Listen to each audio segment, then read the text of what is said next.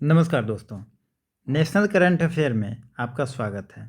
आज हम लोग इम्पोर्टेंट कमेटी देखेंगे और भारत सरकार में तमाम डिपार्टमेंट या किसी भी नए इनिशिएटिव के लिए एक कमेटी बनाई जाती है और एग्ज़ाम में देखेंगे तो इस कमेटी से क्वेश्चन पूछे जाते हैं। और अगर मेंस की बात करें तो अगर यह कमेटी का नाम आपको याद है तो आप कमेटी के नाम के साथ आंसर लिखते हैं तो आपका आंसर अच्छा होता है और वहाँ पे मार्क्स ज़्यादा गेन करने की संभावना बढ़ती है। तो यह आपके प्रीलिम्स और मेंस दोनों के लिए कमेटी का नाम जानना बहुत इम्पोर्टेंट है। तो अभी 2021 में कुछ कमेटी बनी है, तो आइए उसके बारे में हम देख लेते हैं जो एग्ज़ाम में पूछे जा सकते हैं। एक नेताजी सुभाष चंद्र बोस का जन्मदिन मनाया गया, ये याद रखिएगा, 125वीं जयंती है, ये बहुत इम्पोर्टेंट है। आप इस सुभाष चंद्र बोस के बारे में थोड़ा पढ़ भी लीजिएगा, हो सकता है उनके बारे में हिस्ट्री में क्वेश्चन आ जाए। और ये एकदम याद रखिएगा, ये 125वीं जयंती उनकी मनाई गई है। ये कब मनाई गई है? ये मनाई गई है 23 जनवरी को। आपको ये सब डिटेल पता होनी चाहिए क्योंकि सरकार ने 125वीं जयंती मनाई है, तो हो सकता है कि सवाल बने। और एक इनके जयंती मनाने के लिए 85 लोगों का एक टीम बना था। कमेटी में 85 लोग थे और इसको चेयर किए थे प्रधानमंत्री मोदी जी, स्वयं इसको चेयर किए थे। तब सोचिए कि प्रधानमंत्री जिस कमेटी का खुद अध्यक्ष हो, कितना इम्पोर्टेंट कमेटी बन जाता है एग्ज़ाम के लिए। तो और इनके जन्म दिवस पे 23 जनवरी को सरकार ने घोषणा की है कि इस दिवस को पराक्रम दिवस के रूप में मनाया जाएगा। आप ये भी याद रखेंगे, ये भी पूछा जा सकता है कि 23 जनवरी को किस दिवस के रूप में मनाने की घोषणा सरकार ने की है। तो ये 2-3 फैक्ट हैं, इनके बारे में याद रखेंगे और हम तो आपको सलाह देंगे कि इनका जो टॉपिक है मॉडर्न इंडिया में आप एक बार गो थ्रू कर लें कि हिस्ट्री में भी अगर इनसे कोई क्वेश्चन आएगा तो नहीं छूटे। चलिए, एक दूसरी कमेटी बनी है स्वतंत्रता की 75वीं वर्षगांठ पे। आप देख रहे हैं बजट सेशन आप सुने होंगे, तो उसमें आप देखते हैं कि अमृतकाल की बात हो रही है। अमृतकाल का चर्चा हो रहा है क्योंकि भारत अभी 75वीं वर्षगांठ मना रहा है स्वतंत्रता के। इस पर भी एक कमेटी बनी है, इसके चेयरमैन भी प्रधानमंत्री हैं। ये 2 कमेटी है और इन दोनों पे देखिएगा एग्ज़ाम में क्वेश्चन आ सकते हैं क्योंकि ये दोनों करंट में बहुत हाईलाइटेड रहे हैं। तो इन दोनों कमेटी को चेयर किए हैं प्रधानमंत्री जी, आप याद रखेंगे।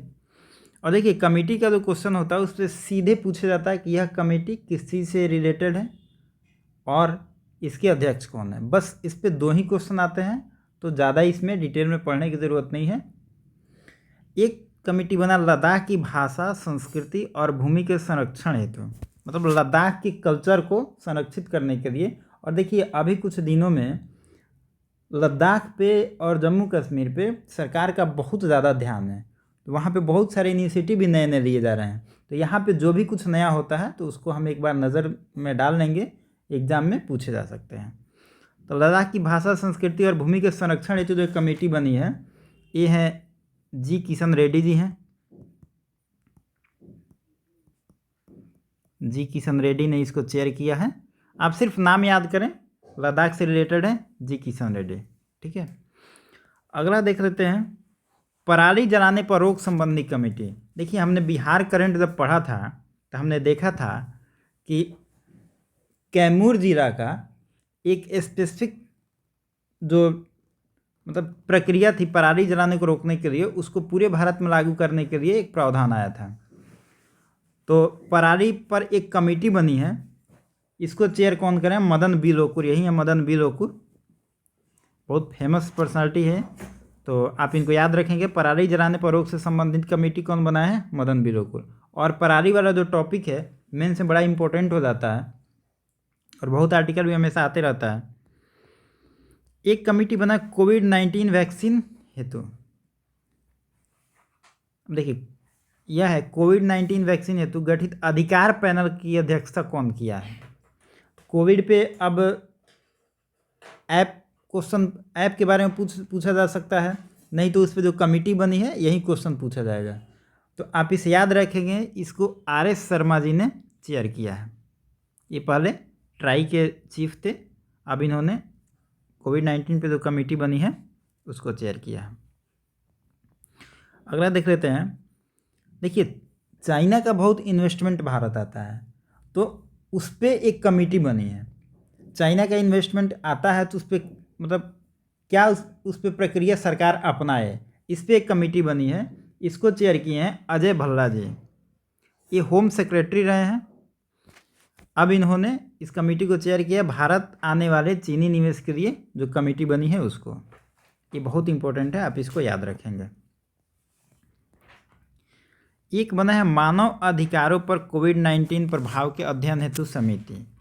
अब देखिए, आप बजट में भी देखे थे कि कोविड-19 के बाद बहुत लोगों पर इफेक्ट हुआ है, मेंटली लोग बहुत इफेक्ट हुए हैं, मानव अधिकारों की चर्चा हो रही है। बजट में भी इस चीज़ का बहुत जिक्र किया गया है।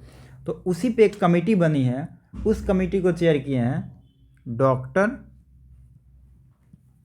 के.एस. रेड्डी। मानव अधिकारों पर कोविड-19 प्रभाव के अध्ययन हेतु समिति जो बनी है उसको डॉक्टर के.एस. रेड्डी चेयर किए हैं। अगला है न्यू एजुकेशन पॉलिसी। ये तो बताने की ज़रूरत नहीं है, क्योंकि हम लोगों ने जब न्यू एजुकेशन पॉलिसी पढ़ा था तो उसमें इनको बड़ा डिटेल में हम लोग पढ़े थे। आप लोग पहचान ही गए होंगे। ये के कस्तूरी रंगन ये इसरो के चेयरमैन रहे हैं, और इन्होंने न्यू एजुकेशन पॉलिसी को ड्राफ्ट इन्होंने ही किया था। चेयरमैन यही थे, आपको पता ही होगा।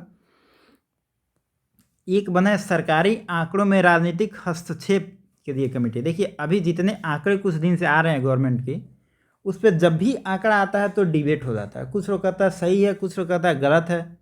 तो उसी को दूर करने के लिए कि राजनीतिक जो भी गवर्नमेंट का डेटा आए उस पर राजनीतिक हस्तक्षेप नहीं हो, उसी पे एक कमेटी बनी है। उस कमेटी को चेयर की है प्रणव सेन। यही है प्रणव सेन। इन्होंने इस कमेटी को चेयर किया है, तो आप इनका नाम याद रखेंगे, और ये बहुत इंपॉर्टेंट है। हो सकता है ये सब जो कमेटी है इस पर क्वेश्चन इंटरव्यू में भी पूछा जा सकता है। अगला देख लेते हैं राष्ट्रीय जल नीति। ये तो मेंस के दृष्टिकोण से अगर देखें तो जल नीति पे क्वेश्चन बहुत पूछा जाता है। यूपीएससी तो क्वेश्चन बना चुकी है इस पर, तो इनको एकदम इम्पोर्टेंट आप करके याद रखेंगे। ये है आपको मिहिर शाह समिति। मिहिर शाह, डॉक्टर मिहिर शाह हैं, ये प्रोफेसर हैं, नेशनल वाटर पॉलिसी को यही चेयर किए हैं। आप इनको एकदम इम्पोर्टेंट करके याद करेंगे। राष्ट्रीय जल नीति बना है, नेशनल वाटर पॉलिसी बना है, डॉक्टर मिहिर शाह कमेटी। देखिए, ट्रेन के निजीकरण पे बहुत अभी डिबेट हो रही है, बजट में भी इसका प्रावधान आया है। तो सरकार कोई, जैसे मैंने पहले ही बताया कि सरकार कोई भी काम करती है तो पहले एक कमेटी बनाती है, उससे राय लेती है। तो ट्रेन के निजीकरण पर जो कमेटी बनी है उसको चेयर किए हैं अमिताभ कांत। ये नीति आयोग के सीईओ हैं अमिताभ कांत। और अभी देखेंगे कि बिहार और यूपी में जो आरआरबी का इतना प्रोटेस्ट हुआ था, रेलवे का इशू इतना गर्म हो गया था, तो हो सकता है कि इस पर क्वेश्चन आ जाए, और इनको याद रखेंगे। अगला क्वेश्चन है ताजमहल के पास जो पोल्यूशन हो रहा है, औद्योगिक पोल्यूशन हो रहा है जो ताजमहल के पास, उसके लिए एक कमेटी बनी है। कहा जाता है कि ताजमहल का जो रंग है वो पोल्यूशन से धूमिल हो रहा है। अगर यही स्थिति रहा, उसे कंट्रोल नहीं किया गया, तो ताजमहल का जो चमक है वो बरकरार नहीं रह पाएगी। इसीलिए एक कमेटी बना है कि ताजमहल के चमक को बरकरार रखा जाए और पोल्यूशन से उसे बचाया जाए। यह कमेटी को चेयर किए हैं सी.के. मिश्रा जी। आप इसका भी नाम याद रखेंगे, सी.के. मिश्रा। ताजमहल पर जो कमेटी बनी है उसको चेयर किए हैं सी.के. मिश्रा जी। अब ये है आज का सवाल आपके लिए कि सरकारी आंकड़े में राजनीतिक हस्तक्षेप के लिए किस कमेटी को गठित किया गया है, मतलब इसके चेयरमैन कौन है। ऑप्शन आपका यहाँ पे है, आप देखेंगे, और जो भी करेक्ट ऑप्शन आपको लगे कमेंट बॉक्स में लिखेंगे। और मिलते हैं नेक्स्ट वीडियो में। Thank you.